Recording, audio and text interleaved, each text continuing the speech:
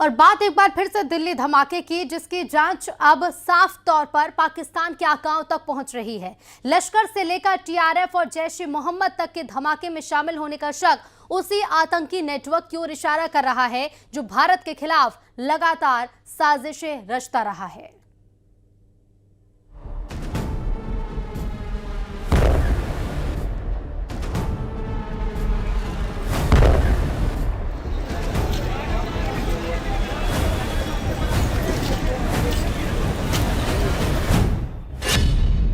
दिल्ली धमाके का लश्कर connection clear. Delhi धमाके के आरोपी को टीआरएफ ने दी श्रद्धांजलि। लश्कर-ए-तैयबा का हिस्सा है द रेजिडेंस फ्रंट। जैश-ए-मोहम्मद से भी जुड़ चुके हैं दिल्ली धमाके के तार।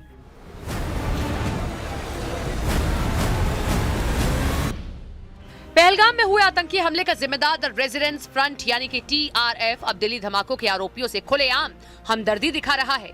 लश्कर-ए-तैयबा से जुड़े टीआरएफ ने दिल्ली के लाल किले के पास हुए धमाके की जिम्मेदारी भले ही न ली हो, लेकिन संगठन ने एक पोस्ट जारी कर यह साफ कर दिया कि हमला करने वाला उसका समर्थक था।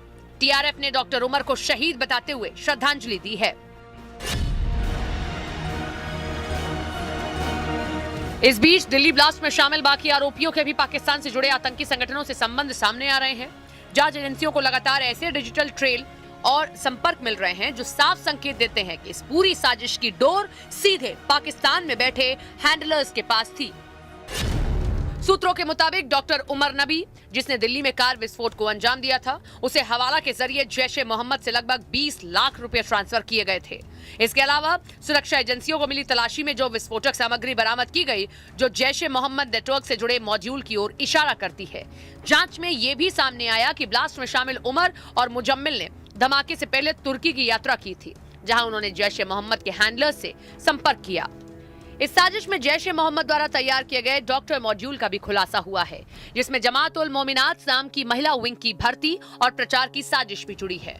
इस मॉड्यूल में शामिल जिन डॉक्टरों का अल फलाह यूनिवर्सिटी से संबंध है, माना जा रहा है कि उनकी रूटिंग पाकिस्तान कश्मीर नेटवर्क तक जाती है। जांच एजेंसियों को शक है कि पीएएफएफ यानी कि पीपल्स एंटी फासिस्ट फ्रंट, जिसे जैश-ए-मोहम्मद का शैडो ऑर्गेनाइजेशन माना जाता है, इस ब्लास्ट के साजिश में शामिल हो सकता है। दिल्ली धमाके की हर कड़ी आखिर पाकिस्तान की सरजमी तक जाती दिख रही है। टीआरएफ हो, लश्कर हो या जैश, नाम बदलते रहते हैं, लेकिन ठिकाने वही, इरादे वही। दिल्ली ब्लास्ट ने एक बार फिर पाकिस्तान के आतंकी खेल का चेहरा बेनकाब कर दिया है। दिल्ली धमाके की जांच अब सिर्फ एक केस नहीं, बल्कि पाकिस्तान की आतंक फैक्ट्री का ताजा सबूत बन गई है।